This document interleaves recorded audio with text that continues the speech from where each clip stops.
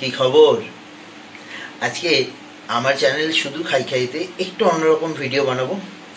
আজকে বানাবো কি করে সহজে ডিমের ঝোল বানাতে হয়। চলুন দেখাই, পুরো ভিডিওটা দেখুন। পুরো ভিডিওটা আমি আমার মতো করে বানাচ্ছি। যদি কোথাও ভুল করে থাকি দয়া করে ক্ষমা করে দেবেন, আর ভালো লাগলে পাশে থাকবেন। Thank you. উপকরণের মধ্যে প্রথমেই সেদ্ধ আলু কেটে নিয়েছি, এরপর 4টে ডিম সেদ্ধ করে মাঝখান থেকে চিড়ে নিয়েছি যাতে ডিম ফেটে না যায়। এছাড়া লাগবে হলুদ, নুন, 5 ফোড়ন, চাইলে আপনার ফোড়নের জন্য জিরে ইউজ করতে পারেন। এখানে ধনে জিরে গুঁড়ো, শুকনো লঙ্কা, কাঁচা লঙ্কা, টমেটো এবং পেঁয়াজ। এরপরে জিঞ্জার গার্লিক পেস্টও অবশ্যই লাগবে।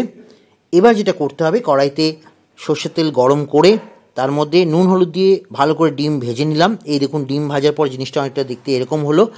এরপর ফোড়ন দিলাম কম স্টিমে, মনে রাখবেন। এবার পেঁয়াজ ভালো করে ভেজে নিলাম লাল লাল করে। এর মধ্যে আপনারা চাইলে নুন হলুদ অ্যাড করতে পারেন। এবার টমেটো দিলাম, দিয়ে এটাকে ভালো করে যখন ভাজা হলো এর মধ্যে ধনে জিরে গুঁড়ো দিলাম।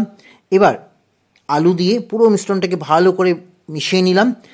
দেখবেন যেন আলুটা ভালো গায়ে গায়ে সব কিছু লেগে যায়। এবার জল দিয়ে কিছুক্ষণ এটা ফুটতে দিলাম। আমার কাছে লিডটা ছিল কড়াইতে, মশলাটা করার সাথে এই দেখুন লিডটা চাপিয়ে দিলাম। এবার 5-10 মিনিট পর যখন পুরো মিশ্রণটা ফুটতে শুরু করলো, এরপর আমি এর মধ্যে ডিম অ্যাড করলাম। দেখুন এখানে আমি ডিম অ্যাড করছি, 4টে ডিম ছিল। 4টে ডিম অ্যাড করে আবার এর মধ্যে আমি সামান্য হলুদ লঙ্কা দেবো। এরপর নামানোর সময় গরম মশলা ঘি দিয়ে জিনিসটা দেখতে এরকম হবে।